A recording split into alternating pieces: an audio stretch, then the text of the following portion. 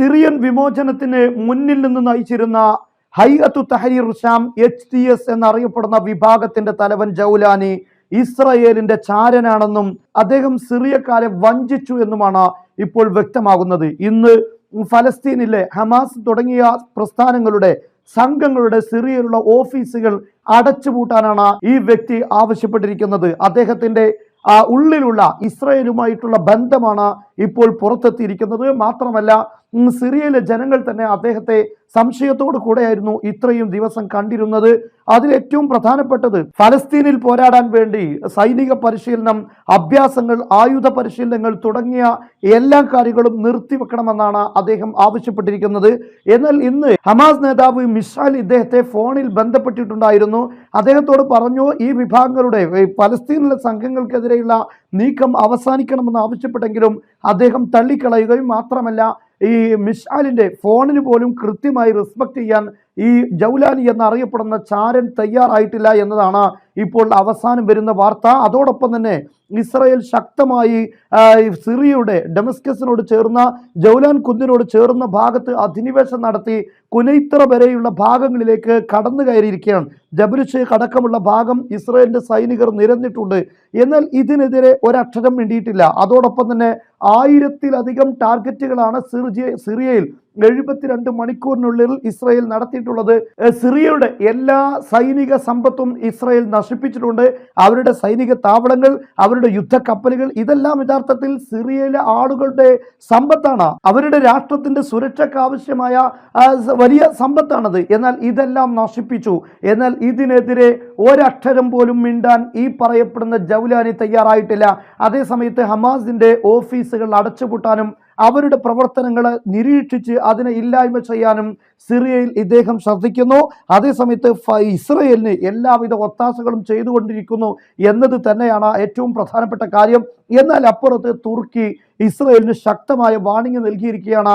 യഥാർത്ഥത്തിൽ നമ്മൾ പല രീതിയിലും യൂറോപ്പിന്റെ ഭാഗത്തുനിന്നുള്ള വാർത്തകൾ പലതും വായിച്ചാലും ഉർദുഗാൻ ഇപ്പോൾ ഇസ്രായേലിനെതിരെ ശക്തമായ നീക്കത്തിന് വേണ്ടിയാണ് ഒരുങ്ങുന്നത്. നമുക്കറിയാം ലിബിയയിൽ തുർക്കിയുടെ സാന്നിധ്യവും അവിടെ തുർക്കി ഉണ്ടാക്കിയിട്ടുള്ള നേട്ടങ്ങളും എടുത്തു പറയേണ്ടത് തന്നെയാണ്. അവരുടെ ഡ്രോണുകളെല്ലാം ഉപയോഗിച്ച് വലിയൊരു മുന്നേറ്റം ലിബിയയിൽ ഉണ്ടാക്കാൻ സാധിച്ചിട്ടുണ്ട്. എന്നാൽ അത്തരത്തിലുള്ള ഒരു നീക്കം തന്നെയാണ് ഇസ്രായേലിന്റെ ഇത്തരത്തിലുള്ള അധിനിവേശത്തിനെതിരെ ഇപ്പോൾ തുർക്കി മുന്നോട്ട് വന്നുകൊണ്ടിരിക്കുന്നത്. കഴിഞ്ഞ ദിവസം തുർക്കിയുടെ വിദേശകാര്യമന്ത്രി അതുപോലെ തന്നെ രഹസ്യാന്വേഷണ വിഭാഗത്തിന്റെ തലവൻ ഡമസ്കസിലെ ഉമവിയ മസ്ജിദിൽ എത്തി എന്നത് അത്ഭുതമാണ്. എന്നാൽ അദ്ദേഹത്തിനെതിരെ വല്ല നീക്കവും നടത്താതിരിക്കാൻ വേണ്ടി ഇലക്ട്രോണിക് അറ്റാക്ക് ഇസ്രായേലിന്റെ സൈനിക സംവിധാനങ്ങൾക്ക് നേരെ ആദ്യം തന്നെ തുർക്കി ഏർപ്പെടുത്തിയിട്ടുണ്ട്. അതിനുശേഷമാണ് അത്തരം ഒരു നീക്കം നടത്തിയിരിക്കുന്നത്. ഇപ്പോൾ ഇസ്രായേൽ പൂർണ്ണമായും ജബൽ ഷെയ്ഖ് അടക്കമുള്ള ഭാഗങ്ങളിൽ സൈനിക സംവിധാനങ്ങൾ ഒരുക്കിയിട്ടുണ്ട്. ഇത് തുർക്കിയുടെ നീക്കങ്ങൾ ഉണ്ടാകാൻ സാധ്യതയുണ്ട് എന്ന് വെച്ചുകൊണ്ട് തന്നെയാണ് അതിർത്തിയിൽ ഇത്തരത്തിലുള്ള നീക്കങ്ങൾ നടത്തിയത് എന്നാണ് ഇപ്പോൾ പല മാധ്യമങ്ങളും റിപ്പോർട്ട് ചെയ്യുന്നത്. അതോടൊപ്പം തന്നെ ശക്തമായ രൂപത്തിലുള്ള മുന്നറിയിപ്പും ഇസ്രായേലിന് തുർക്കി നൽകിയിട്ടുണ്ട്. ഇപ്പോൾ സിറിയയിലുള്ള എല്ലാ കാര്യങ്ങൾക്കും, സിറിയയിലെ ജനങ്ങൾക്കും അതുപോലെ തന്നെ സംവിധാനങ്ങൾക്കും തുർക്കിയുടെ വ്യോമ പ്രതിരോധ സംവിധാനങ്ങൾ ഇപ്പോൾ ഉർദുഗാൻ ഏർപ്പെടുത്തിയിരിക്കുകയാണ്. പൂർണ്ണ സുരക്ഷ സിറിയയിലെ ജനങ്ങൾക്ക് ഉർദുഗാൻ ഏർപ്പെടുത്തിക്കൊണ്ടിരിക്കുന്നു.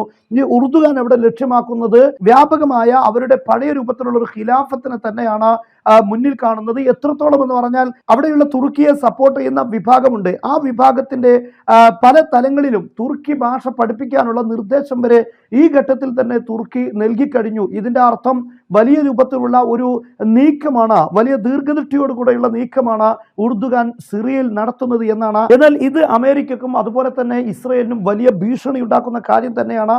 പക്ഷെ ആ ഭീഷണിയെ മുന്നിൽ ഒരു പ്രതിസന്ധിയായി കാണാതെയാണ് ഉർദുഗാൻ ഇത്തരം കാര്യങ്ങളുമായി മുന്നേറുന്നത്. മാത്രമല്ല ഇപ്പോൾ രഹസ്യാന്വേഷണ വിഭാഗത്തിന്റെ തലവനും വിദേശകാര്യ മന്ത്രിയുമെല്ലാം അവിടെ എത്തിയിരിക്കുന്നത്, ഈ സിറിയയിൽ എത്തിയത് പുതിയ ഭരണ സംവിധാനങ്ങളുടെ കാര്യം ചർച്ച ചെയ്യാനാണ്. ഇതൊരിക്കലും തന്നെ ഇസ്രായേലോ അമേരിക്കയോ ആഗ്രഹിക്കുന്നതല്ല.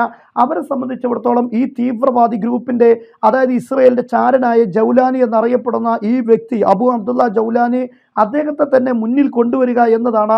എന്നാൽ അതിനെ തടയിടാനും കൂടെയാണ് ഇപ്പോൾ തുർക്കി പല നീക്കങ്ങളും നടത്തിക്കൊണ്ടിരിക്കുന്നത്. തുർക്കി അവിടെ അവരെ സപ്പോർട്ട് ചെയ്ത് അവർ സപ്പോർട്ട് ചെയ്യുന്ന ഒരു വിഭാഗത്തിനാണ് പിന്തുണ നൽകിയിട്ടുള്ളത്. എന്നാൽ ഇസ്രായേൽ പിന്തുണ നൽകിയ ഹൈഅത്തു തഹരീർ ഷാം ഈ വിഭാഗങ്ങളാണ് യഥാർത്ഥത്തിൽ ഈ സിറിയയിലുള്ള ജനങ്ങളെ ഇപ്പോൾ വഞ്ചിച്ചിരിക്കുന്നത് ഇസ്രയേലുമായിട്ടുള്ള കൂട്ടുബന്ധമാണ് നടത്തിയത് എന്ന് ഇപ്പോൾ പല സിറിയക്കാരുടെ മുന്നിൽ പരസ്യമായിരിക്കുകയാണ്.